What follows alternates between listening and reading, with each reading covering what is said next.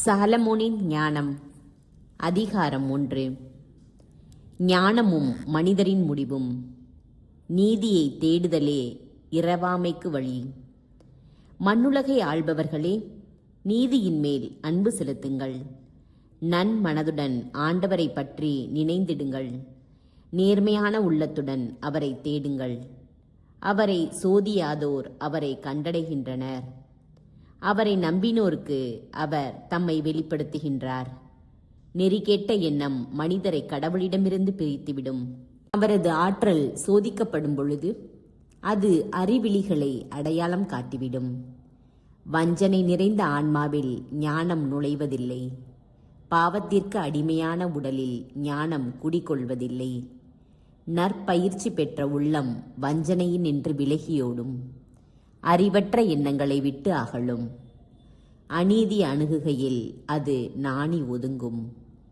ஞானம் மனிதநேயமுள்ள ஆவி. ஆயினும் இறைவனை பழிப்போரை அது தண்டியாமல் விடாது. கடவுள் அவர்களுடைய உள்ளுணர்வுகளின் சாட்சி. உள்ளத்தை உள்ளவாறு உற்று நோக்குபவர். நாவின் சொற்களை கேட்பவரும் அவரே. ஆண்டவரின் ஆவி உலகை நிரப்பியுள்ளது. அனைத்தையும் ஒருங்கிணைக்கும் அந்த ஆவி ஒவ்வொரு சொல்லையும் அறிகின்றது. நேர்மையற்றதை பேசுவோர் மறைந்திருக்க முடியாது. தண்டனை வேளையில் நீதியினின்று தப்ப முடியாது. இறை பற்றில்லாதோரின் சூழ்ச்சிகள் நுணுகி ஆராயப்படும். அவர்களுடைய சொற்கள் ஆண்டவரின் காதுக்கு எட்டும். அவர்களுடைய நெறிகெட்ட செயல்கள் கண்டிக்கப்படும். விழிப்புடைய காது அனைத்தையும் கேட்கின்றது. முறையீடுகளின் முணுமுணுப்பு செவிக்கு எட்டாமல் போவதில்லை.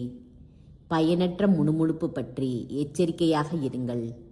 பழி சொல் கூறாது உங்கள் நாவை அடக்குங்கள். ஏனெனில் மறைவாய் பேசிய எதுவும் விளைவின்றி போகாது. பொய் சொல்லும் வாய் ஆன்மாவை கொள்ளும்.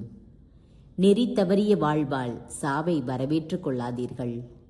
உங்கள் செயல்களாலேயே அழிவை வருவித்துக் கொள்ளாதீர்கள். சாவை கடவுள் உண்டாக்கவில்லை. வாழ்வோரின் அழிவில் அவர் மகிழ்வதில்லை. இருக்க வேண்டும் என்பதற்காகவே அவர் அனைத்தையும் படைத்தார். உலகின் உயிர்கள் யாவும் நலம் பயப்பவை. அழிவை தரும் நஞ்சு எதுவும் அவற்றில் இல்லை.